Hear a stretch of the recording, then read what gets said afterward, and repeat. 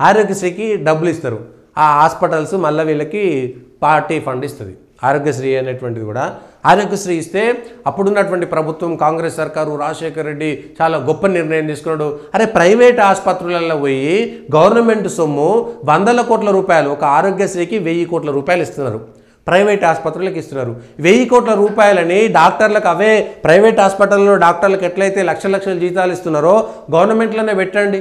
అనేక మంది నర్సులను తీసుకోండి, జూనియర్ డాక్టర్లను తీసుకోండి, వసతులు కల్పించండి.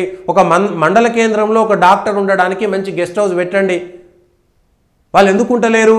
హైదరాబాద్లో పిల్లలకు చదువులు మంచిగా ఉంటాయి, వసతులు మంచిగా ఉంటాయి కాబట్టి అందరూ హైదరాబాద్లో ఉండడానికి, లేకపోతే హైదరాబాద్కు 30-40 కిలోమీటర్ల రేడియస్లో ఉండడానికి అనేక మంది డాక్టర్లు ఎందుకు ఉంటున్నారు? ఎందుకు గవర్నమెంట్ హాస్పిటల్లోకి రాలేకపోతున్నారు? గవర్నమెంట్ హాస్పిటల్లోకి వచ్చేటువంటి డాక్టర్లకు ఎందుకు మర్యాద ఉండలేదు? వాళ్ళని ఎందుకు మనం మర్యాదగా చూసుకుంటలేము? వాళ్ళకి మంచి క్వార్టర్స్ కట్టియండి వాళ్ళు ఉండడానికి.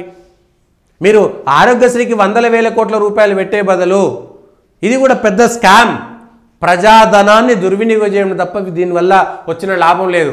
ఏదో వానికి గుండె ఆపరేషన్, అరే గవర్నమెంట్ హాస్పిటల్లో గుండె ఆపరేషన్ చేయండి, గవర్నమెంట్ హాస్పిటల్లో కిడ్నీ ఆపరేషన్ చేయండి, గవర్నమెంట్ హాస్పిటల్లో చేయండి, ప్రత్యేకంగా ప్రచారం చేయండి. యాక్సిడెంట్లు అయితే పలానా దగ్గర పోండి, గుండె నొప్పులు అయితే పలానా హాస్పిటల్ చేయండి, కంటి ఆసుపత్రులు పలానా ప్రభుత్వం తరపునే చేయొచ్చు కదా.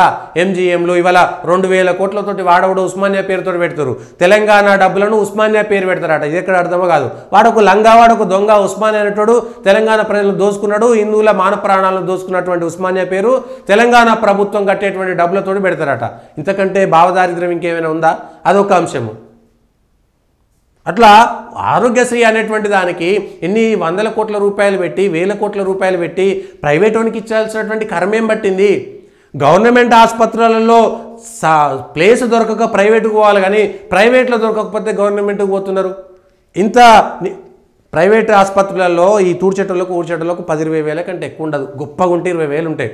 కానీ గవర్నమెంట్ హాస్పిటల్ 40,000 ఉంటుంది. కానీ వాళ్ళు ఊడవరు, తుడవరు, వాడు పట్టించుకోడు. గవర్నమెంట్ నర్సులకు ఎంత జీతం ఉంది, ప్రైవేట్ హాస్పిటల్లో నర్సులకు ఎంత ఉంది జీతం? కేవలం డాక్టర్లకు కొంత ఎక్కువ ప్రైవేట్లో ఉంటే చెప్పలేము, కానీ గవర్నమెంట్లో కూడా అంతకంటే ఎక్కువ ఉన్నాయి. గవర్నమెంట్ డాక్టర్లను మనం రికగ్నైజ్ చేసి గవర్నమెంట్ ఆసుపత్రులని బాగా చేస్తే వాళ్ళు డ్యూటీలకు పోతే అద్భుతంగా ఉంటారు. ఆ ప్రైవేట్ హాస్పిటల్ ఒత్తిడిని భరించాల్సినటువంటి అవసరం కూడా అనేక మంది డాక్టర్లకు లేదు. ప్రైవేట్ ఆసుపత్రులు ఉంటారు. ఎమర్జెన్సీ ఆసుపత్రులు ఏంది, జిల్లాలో ఒక్కొక్క కేంద్రాన్ని పెట్టుకోవచ్చు. జిల్లా కేంద్రాల్లో ఆసుపత్రులు ఉన్నాయి, అనేకమైనటువంటి ఆసుపత్రులు ఉన్నాయి. వాటిని ఎందుకు మనం పట్టించుకోవట్లేదు? ఎందుకు ఇవాళ పౌష్టికాహారం మీద, లేకపోతే గ్రామాల్లో ఉన్నటువంటి ఆరోగ్య కేంద్రాలను ఎందుకు మనం బలోపేతం చేయలేకపోతున్నాం? ఆయుష్మాన్ కేంద్రాలు అనేకమైనటువంటి డబ్బులు వస్తున్నాయి, రాష్ట్ర ప్రభుత్వం అనేకమైనటువంటి డబ్బులు ఇస్తుంది. ఎందుకు ఇవన్నీ వృధా? ఎందుకు ఆయుర్వేద కేంద్రాలు పెంచట్లేదు? ఎందుకు అసలు రోగాలే రాకుండా ముందస్తుగా ప్రజల్ని మనం ఎడ్యుకేట్ చేయట్లేదు? ఇది కూడా పెద్ద, ఇది ఆరోగ్యశ్రీ అనేటువంటి దాంట్లో ప్రజల సొమ్మును దారుణంగా వృధా చేయడము, ఇది అవినీతికి మొదటి మెట్టు. ప్రజల సొమ్మును పంచిపెట్టేటువంటి అవినీతికి పెద్ద.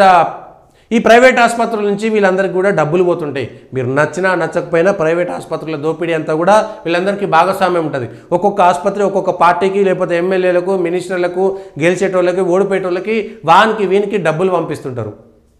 పంపించేసి వాళ్ళ ఆసుపత్రులు దందా చేస్తుంటారు.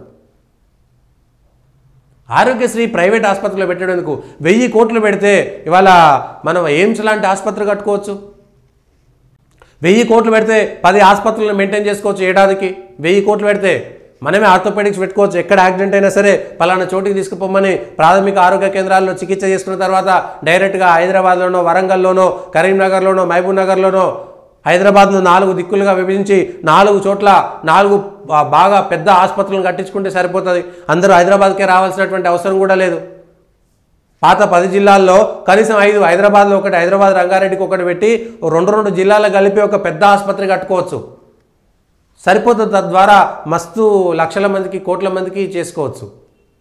అవన్నీ వదిలేసి ఆరోగ్యశ్రీ పేరు మీద అనేకమైనటువంటి అవకతవకలు జరగడమే తప్ప ఇంకొకటి లేనే లేదు. అందులో అవకతవకలే అవన్నీ. దాంట్లో సొమ్ము ఒక్కొక్కరి మీద పోతుంటుంది.